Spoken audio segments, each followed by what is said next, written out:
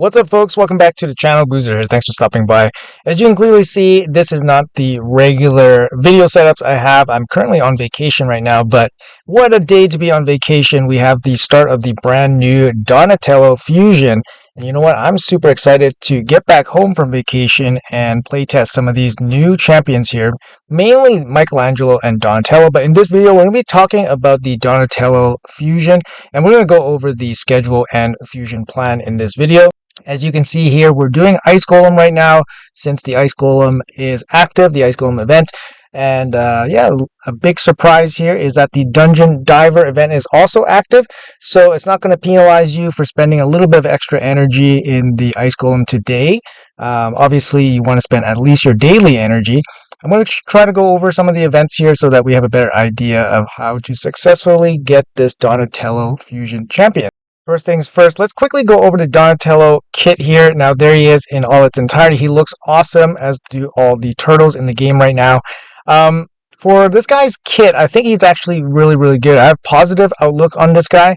I haven't had a chance to play test him yet, but just by looking at his kit and just theory crafting a little bit in my own mind, I can definitely see him being very valuable, especially his A2 here. It's a 4-turn cooldown, but it has a 2-turn skill reduction for your entire team, as well as an increased speed. He also has a 3-turn cleanse, continuous heal, strengthen, and a turn meter boost. This is similar to Freya's 3-turn cleanse, block debuff, turn meter boost. It's very strong, and I think Donatello is a great candidate for a 9-piece protection set because he offers 3 buffs at least, and I think he's going to fit in really well with some of the teams that are popping up here recently, especially with Titus, where they are looking for skill reduction skills as well as turn meter boosting. So he has both of them in his kit, as well as a passive that doesn't really fit in too well in those Titus teams, but he's going to fit in generally well for a lot of progression. Perhaps even open up some teams for some boss kills or boss killing team comps. Yeah, very interesting here. So I have some very positive things to say so far just from reading his kit. Let's jump into this current fusion schedule that we have. So right now on day 1, we have this Ice Golem tournament active. It's going to be alongside a dungeon diving event, which is really awesome. So now you can put your energy in on day 1. It's August 21st, of course. And then, of course, afterwards, we can look forward to the weekend. First thing I want to make note here before we go any further is that we do have 110 fragments available. 20 are available from winning the tournaments. We don't usually count those. So for regular people, we have 110 total, which means we only need 100, which means we only need to skip or we're allowed to skip 10 fragments here in this overall fusion. So we have to keep that in mind. Which 10 fragments do we want to omit from what we can do? So that's going to be the big question here. So looking forward to the big events here, we have the Champion Chase, which is going to be in the opening weekend here. 15 points. It's usually broken up into 5 and 10 pieces. So you could definitely skip the top threshold for the Champion Chase, which would be 10 fragment pieces. This might allow some newer players with less resources immediately to still be in the running for the Donatello Fusion. Even if you can skip the Champion Chase. So if you can go for the first 5 fragments in the Champion Chase, you're still in the running, and then hopefully you can accumulate more shards for the following week. Now for the rest of the weekend, it seems pretty standard. We have the Classic Arena Takedown, and then we have the Gear Enhancement event. We have 3 Gear Enhancement events here. So we have 3, that's pretty standard stuff. 3 of them, each of them should cost you about 20 million silver. Now, with the brand new no more silver cost for gear removal, this should definitely be a lot easier for you guys to manage your silver output, because, you know, moving gear around is a massive silver sink. So hopefully you guys will have less issues finishing off these gear enhancement events. We do have a champion training event happening at the same time as the Ice Golem and Dungeon Diver. So I'm going to be triple dipping with my Ice Golem RTAC team, as you saw in the beginning of the video. So I'll be farming food, getting diver points, and training points as well. The big problem here is that the champion training and the dungeon diving will have very little or no overlap with any other dungeon. So for the dungeon diver, you're probably going to spend a lot of energy outside of the ice golem or all in the ice golem, which is pretty crazy. That's a lot of energy spent just with the ice golem. And then you're going to be floating into the dragon tournament here, which is going to line up with the second dungeon diver. So the first dungeon diver, you're going to be spending a lot of energy with one tournament. So I can already see a big problem here for a lot of people, because if you're strapped for energy, you're going to be spending a lot of energy in just a single tournament. So you're not, basically overlapping two tournaments into one dungeon diver. This time you only have one tournament into one dungeon diver. Each dungeon diver costs you between 5,000 and 5,500 energy, depending on which stage you want to do in terms of efficiency. Level 20 is probably going to be the most efficient, and then hard 10 will be, the best place for gear, of course, and less efficiency for energy versus points. Same thing with here. You got the dragon tournament. It's going to cost you about 2,200 energy, but you're only going to put 2,200 energy into the second dungeon diver, which means you're short about 3,000 energy, which means you're going to have to put it into something else. Now, there is a little bit of a lull here. You can kind of see a little bit of a break here. And I think this is going to be during CBC. We're not sure what this could be. Perhaps we'll get some event dungeon tournament happening. I think that's probably most likely going to happen. So you can probably do the event dungeon and then, put that energy into the dungeon diver, the second one, and then you'll be okay there.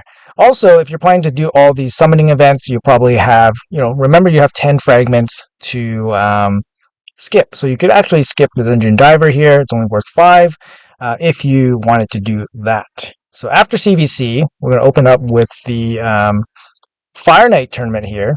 So you got the Fire Knight tournament with the champion training, which is not ideal, to be honest, because it's hard to train food with Fire Knight. And then it's going to have a dungeon diver on the second day, not the first day.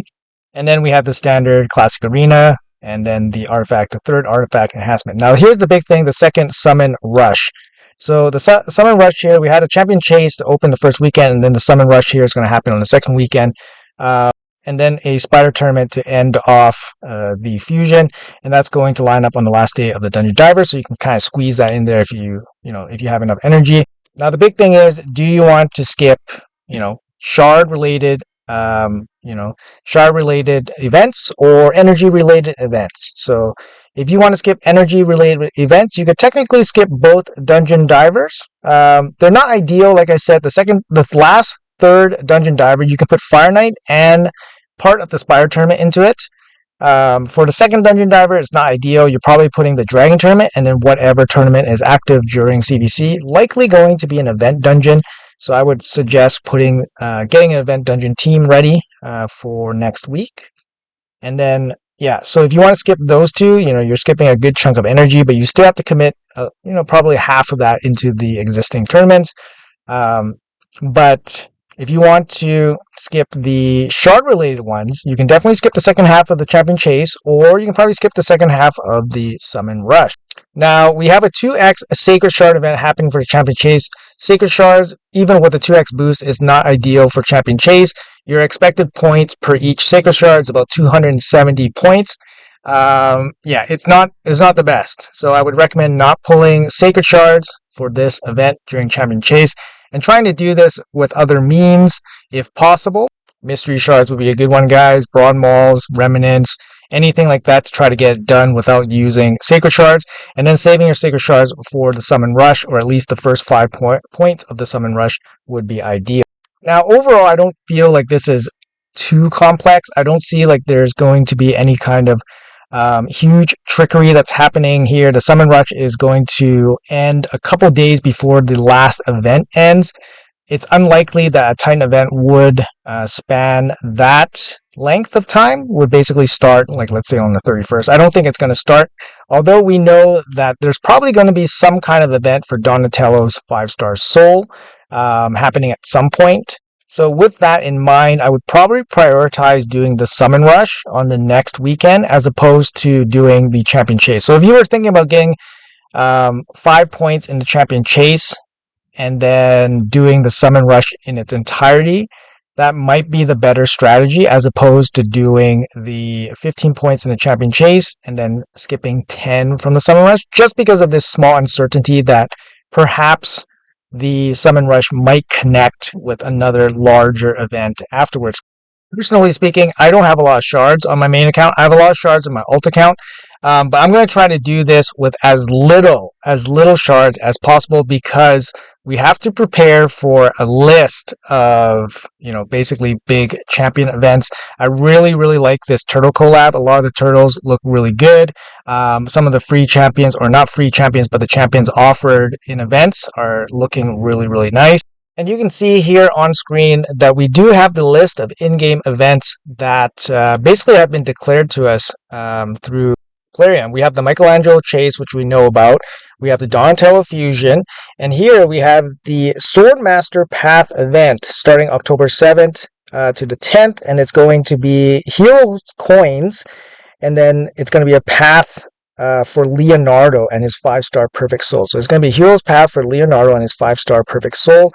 I think that's really cool. It's over a month away, but it's something we need to mentally prepare and obviously prepare our shards for. There's also going to be a Deck of Fate featuring Raphael as well. And this one, it's called the Hothead Deck of Fate. It mentions dungeons and tasks. I'm not too sure what that means, but it's likely to be a Dungeon Divers, and that's going to be for Fate points. It's going to be a Deck of Fate for Raphael as the guaranteed fragment. And then lastly, Ace the Reporter Titan event, and that Titan event is going to start on October 6th. So they don't mention anything starting in September, which is the end of the Donatello Fusion. Now that month likely is going to be some sort of event for Donatello's 5-star soul, and likely another fusion.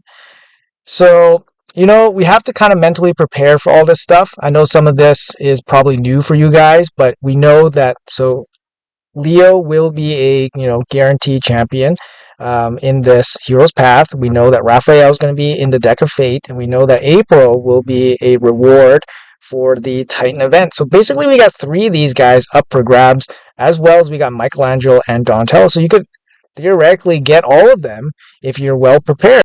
And it does give you a little bit of, of a heads up, right? Because it's not even September yet, and these events don't start until the first week of October.